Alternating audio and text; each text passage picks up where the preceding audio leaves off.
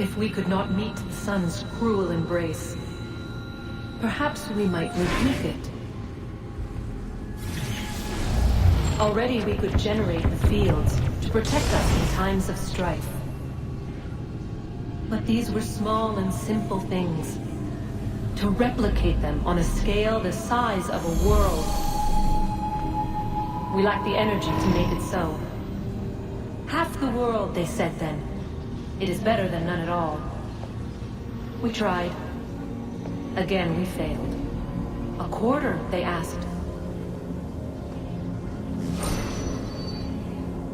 Even this we could not do. A sixth, an eighth, a tenth, they cried. The answer was still the same. Perhaps in time a city might be spared. But it was time we did not have. So we moved on.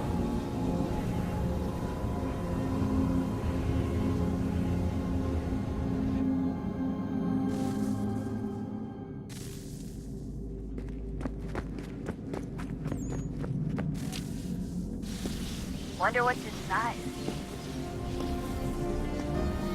Only one way to find out.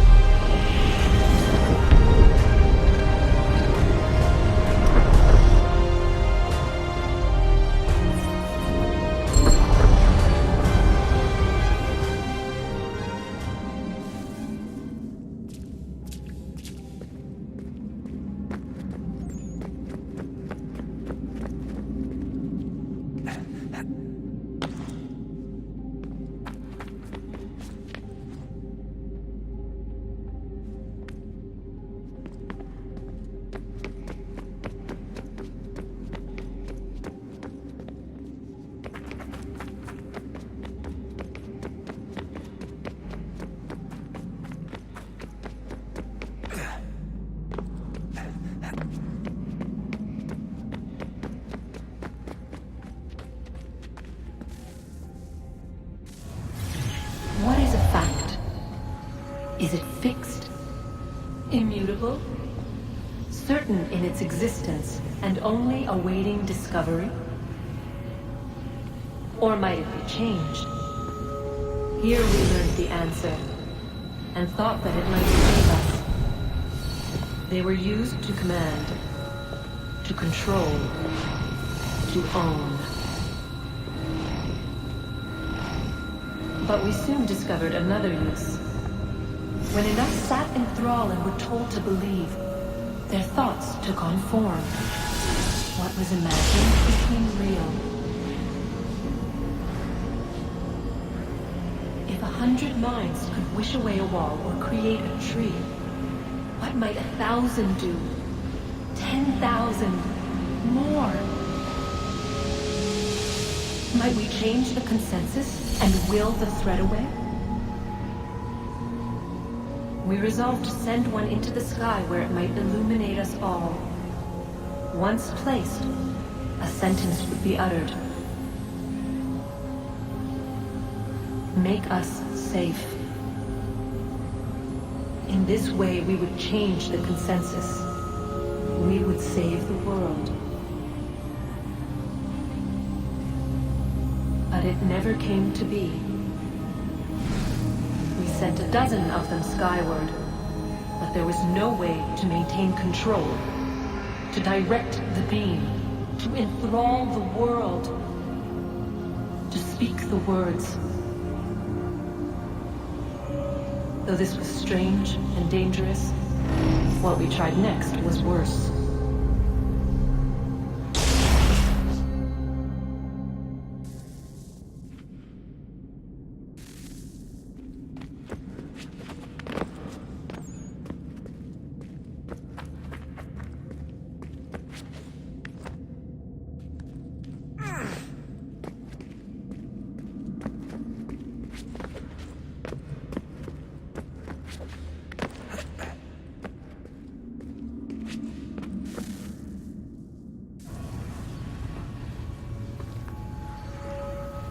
Our first instinct was to travel back, to change the past.